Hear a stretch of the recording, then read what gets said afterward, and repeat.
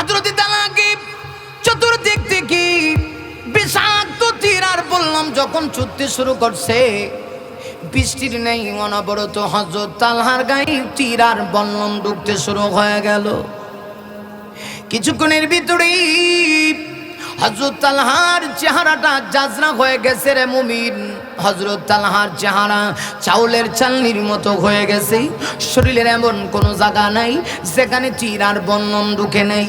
হযরত তালহার গায়ে আঘাত প্রাপ্ত হইতে হইতে এক দুইটা তীর না, হযরত তালহার গায়ে ৭০ থেকে ৭২টা তীর ঢুকে গেছে। হযরত তালহা আর শরীর নড়াচড়া করতে পারে না গো। হযরত তালহা তখন ফিস ফিস করে সাহাবীদেরকে বলে, সাহাবীরা আমার মনে হয় শহীদ হওয়ার টাইম চলে আসছে। সাহাবীরা রে টেনশন করো না, আমি শহীদ হয়ে যাব, শহীদের কাতারে আমি শামিল হয়ে যাব, তাতে কোনো দুঃখ নাই। কারণ শহীদ যদি কেউ হয় গো, কিয়ামতের দিন সে হাসতে হাসতে জান্নাতে যায়, ঠিক কিনা? হযরত তালহা বলেন, ঠিক আছে আমি শহীদ হয়ে যাব, তোমরা কষ্ট পাও না, কিন্তু নবীর ইজ্জত তোমাদের কাছে আমানত দিলাম। লক্ষ্য রাখো আমার নবীর গায়ে যেন কোনো একটা কাফের ফুলের ছিটা না দেয়, আমি কিন্তু বরদাস্ত করতে পারবো না। এই কথা বলা মাত্রই কিছুক্ষণের ভিতরেই হযরত তালহা শহীদ হয়ে গেলেন। 9 জন সাহাবী আমার নবীর ডানি বামি সামনে পিছনে গো আমার নবীকে ঘেরাও করে রাখছে। প্রত্যেকের ডাল হয়ে দাঁড়ায় আছে, কেউ নবীর গায়ে আঘাত করতে দিবে না। মুহূর্তের ভিতরে 7 জন সাহাবী একে একে শহীদ হয়ে গেলেন। হযরত তালহা সহ 8 জন সাহাবী শহীদ হয়ে গেল। শুধুমাত্র 2 জন বাকি আছে। একজন সাহাবীর নাম আবু দুজানা। আবু দুজানা রাদিয়াল্লাহু আনহু আমার নবীর সামনে, আরেকজন সাহাবীর নাম হযরত কাদাদা। এই 2 জন ছিলেন একজন সামনে পিছনে, 2 দিক থেকে 2 জন ডাল হয়ে আমার নবীকে হেফাজত করার জন্য দাঁড়ায় আছে। তাদের ভিতরে প্রতিযোগিতা চলতেছে। বুঝতে পেরেছি গো না আর কাফেররা আমাদের কি বাঁচতে দিবে না, কে আগে শহীদ হব। 2 জনের ভিতরে প্রতিযোগিতা লেগে গেছে। সর্বশেষ সিদ্ধান্ত হইল হযরত কাতাদা রাদিয়াল্লাহু আনহু তিনি শহীদ হয়ে যাবেন। মুহূর্তের ভিতরে 2 দুষ্ট কাফেররা হযরত কাতাদাকে চতুর্দিক থেকে তীর বল্লম মেরে মেরে মুহূর্তের ভিতরে শহীদ করে দিল। এবার শুধু বাকি আছেন হযরত আবু দুজানা।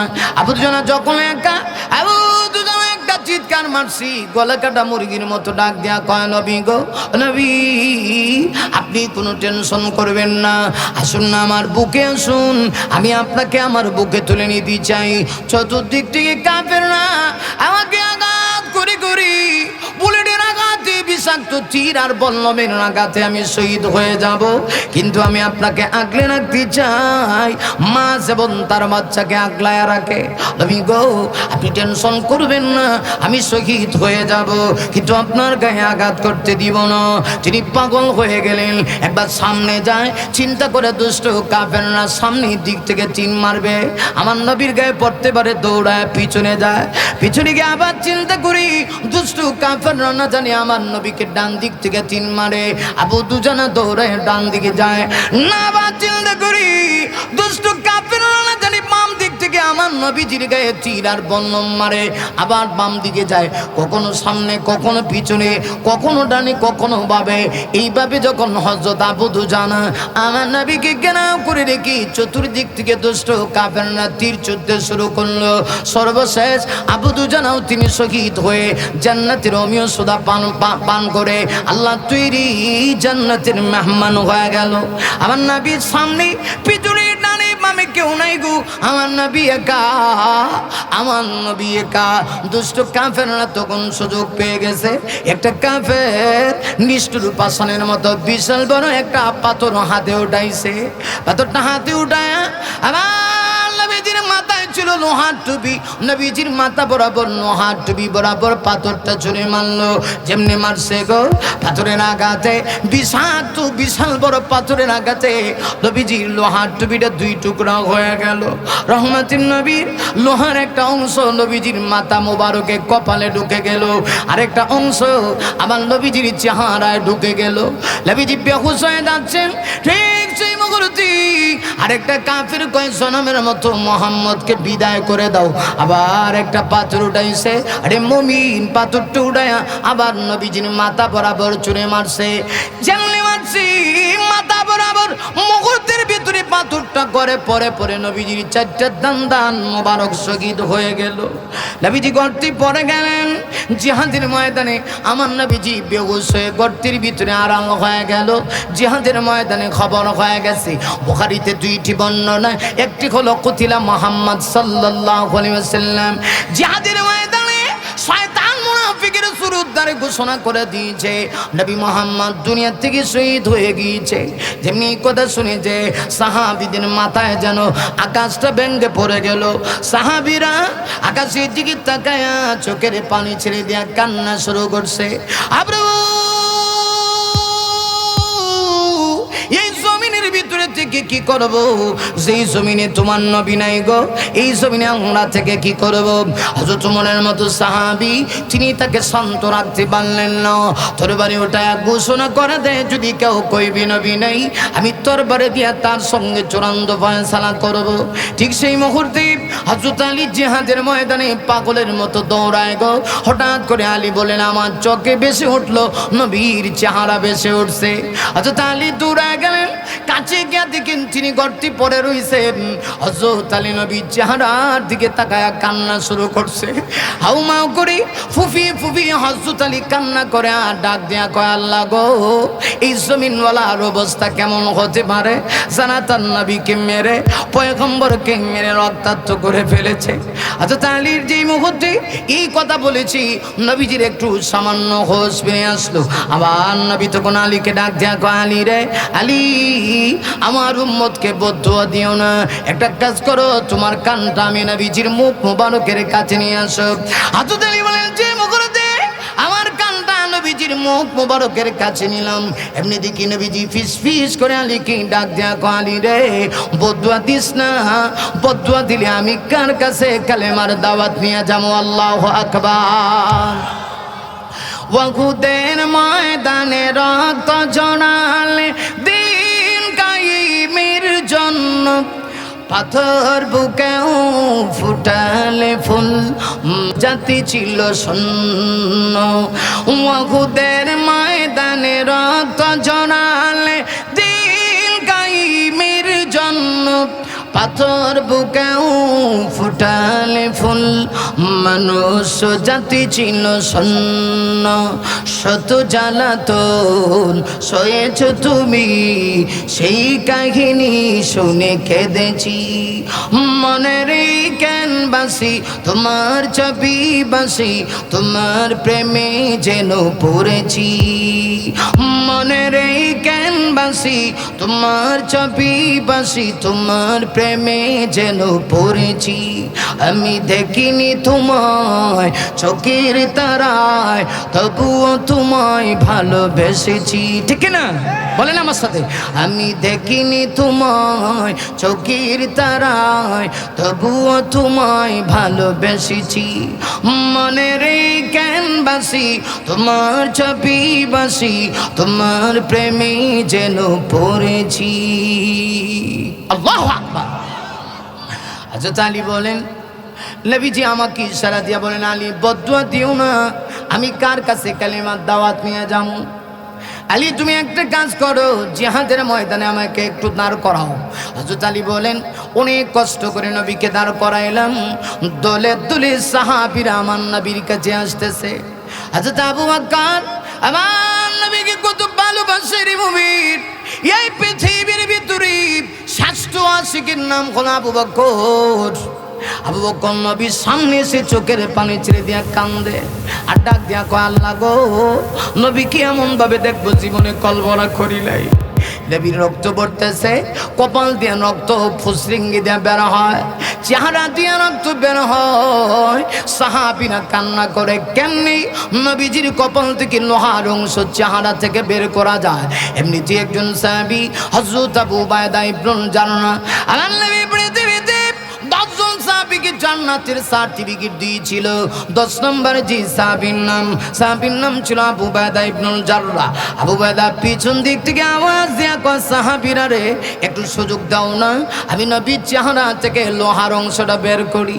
আবু উবাইদা সামনে আসলেন, এসে টপ টপ করে আবু উবাইদা চোখের পানি ছেড়ে দিয়ে কান্না শুরু করছে। আবু উবাইদা আল্লাহকে ডেকে বলে, আল্লাহ গো, আগো প্রভু, প্রয়োজনে যেন আমি শহীদ হই, কিন্তু নবীকে দ্বিতীয়বার যেন কষ্ট না দিতে হয়। রিওয়ায়াতে এসেছে হযরত আবু উবাইদা তার 4টা দাঁত একত্রিত করলেন, নিচের 2টা দাঁত, উপরে 2টা দাঁত, এই 4টা দাঁত একত্রিত করে গো আবু উবাইদা আমার নবীজির চেহারা মুবারকের কাছে গিয়া লোহার অংশ ধরে এমন একটা সজোরে টান দিয়েছে, টানের প্রভাবী মুহূর্তের ভিতরে লোহার অংশ বের হয়ে গেছে, আর আবু উবাইদার 4টা দাঁত শহীদ হয়ে জমিনে পড়ে গেছে। আর নবীজি আবু উবাইদার ভালোবাসা দেখে নবী চোখের পানি ছেড়ে দিলেন। রাসূল বলেন, আবু উবাইদা, তোমার এই ভালোবাসা আল্লাহ তৈরি জান্নাতে তোমাকে পৌঁছাবে। এই ঘটনাটা না উদ্দেশ্যকে আমি কি বোঝাইতে চাই? আল্লাহ কয়, নবী গো, ও নবী, কে বলেছে আপনার ছেলে সন্তান নাই? কে বলেছে গো নবী? ছেলে সন্তান দুনিয়া থেকে বিদায় নিলে কি হয়েছে? আপনি দুনিয়া থেকে চলে যাওয়ার পরে আমি আপনাকে সম্মান আরো বাড়ায় দিয়েছি। আমি আপনাকে ছেলে সন্তান নিয়ে গেছি, কিন্তু কোরআন নামক নিয়ামত দিয়েছি। কোরআন যতদিন পৃথিবীতে থাকবে ততদিন উম্মতে মুহাম্মাদি জীবন দিবে, আপনাকে ভুলবে না, ঠিক কিনা? তাই আল্লাহ কো, নবী গো, নবী গো, ও নবী, ও নবী, কে বলেছে আপনার ছেলে সন্তান নাই? এতে কি হয়েছে? সম্মান কমায় দেয় নাই, বাড়ায় দিছি, বিনিময়ে সন্তান নিয়ে গেছি আর আপনাকে কাউসার দিয়েছি। কাউসার দিলাম, এর অর্থ হলো 30 পারা কোরআন নামক নিয়ামত দিলাম। একটা ব্যাখ্যায় শেষ। এই নিয়ামতের কৃতজ্ঞতা আদায়ের সাথে আপনাকে কি করতে হবে? আল্লাহ 2 নম্বর আয়াতে বলেন, ফাসাল্লি লিরাব্বিকা ওয়ানহার। নবী, আপনাকে আপনার রবের জন্য সালাত আদায় করতে হবে এবং আপনাকে কুরবানি করা লাগবে। সুবহানাল্লাহ। 3 নম্বর আয়াতে আল্লাহ কয়, ইন্না শানিয়াকা হুয়াল আবতার। ও নবী, যারা আপনাকে আবতার বলে, যারা আপনার দুশমন, মূলত ওরাই আবতার। আপনার যারা কি বুঝাইছিল নবী ছেলে সন্তান নাই, পৃথিবী থেকে চলে গেলে নাম নিশানা থাকবে না। এবার বলুন তো দেখি, আমার নবীর নাম আসেনি? আর আবু জাহিলের নাম আছে? হ্যাঁ, এরা তুতু নিক্ষেপ করে, উতবা সাহেবের মানুষ তুতু নিক্ষেপ করে, কিন্তু আমার নবী পৃথিবী থেকে চলে যাওয়ার পরেও উম্মতে মুহাম্মাদি নবীকে বলে না। নামাজে আমার নবীর উপরে দুরূদ আছে, আজানে আমার নবীর ব্যাপারে শাহাদা আসেনি। কথা কয় না? আজানের ভিতরেও আমার আল্লাহ তার নবীর ব্যাপারে শাহাদা সেখানে ফিটিং করে দিয়েছেন। সুবহানাল্লাহ। জোরে আওয়াজ করে বলেন, আছে না? আশহাদু আন্না মুহাম্মাদার রাসূলুল্লাহ।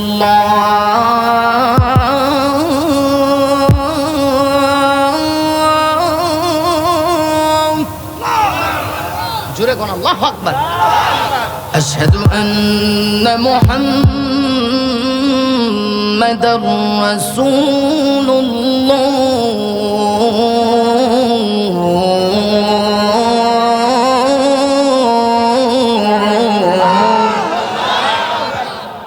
নবী গো, আজানেও আপনার ব্যাপারে শাহাদা ফিটিং করে দিলাম। আশহাদু আল্লা ইলাহা ইল্লাল্লাহ। আজানে আমরা বলি, আমি সাক্ষ্য দিচ্ছি আল্লাহ ছাড়া কোনো মাবুদ নেই। আবার বলি, আশহাদু আন্না মুহাম্মাদার রাসূলুল্লাহ। আমি সাক্ষ্য দিচ্ছি মুহাম্মদ সাল্লাল্লাহু আলাইহি ওয়াসাল্লাম আল্লাহর বান্দা এবং রাসূল। কতক্ষণ ঠিক কিনা? আসেনি? আসেনি? আজান শুনলে ভালো লাগেনি?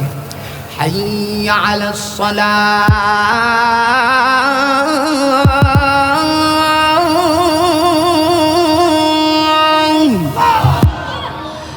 حي على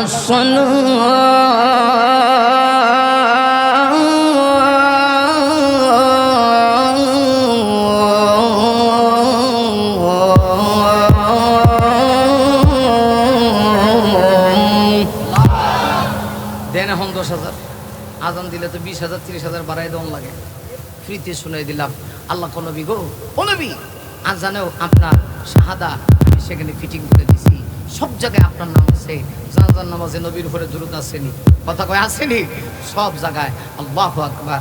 এমনকি রাসূলের উপরে যদি কেউ দুরূদ পড়ে, হাদিসে আসছে স্পেশালি আল্লাহ দুইজন ফেরেশতা নিয়োগ করে রাখছে, পৃথিবীর কোনো প্রান্ত থেকে সহি তরিকায় যদি কেউ দুরূদ পড়ে, হাদিসে আসছে আল্লাহর রাসূল বলেন তার নাম ঠিকানা সহ রাসূলের রওজা মুবারকে নবীজি তো জিন্দা নবী, হায়াতুন নবী, মুহূর্তের ভিতরে তার নাম ঠিকানা সহ মদিনাতুল মুনাফফারায় পৌঁছে যায়। আল্লাহু আকবার।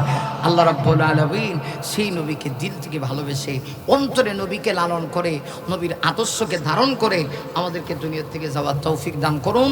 সকলে বলে আমিন। ওয়াজ কিন্তু 2 ঘন্টার কাছাকাছি লইলেছে, কষ্ট হয়েছে না আপনারা? আল্লাহ কবুল করুক, সকলে বলে আমিন। ওয়া আখিরু দাওয়ানা আনিল হামদুলিল্লাহি রাব্বিল আলামিন। আলহামদুলিল্লাহ।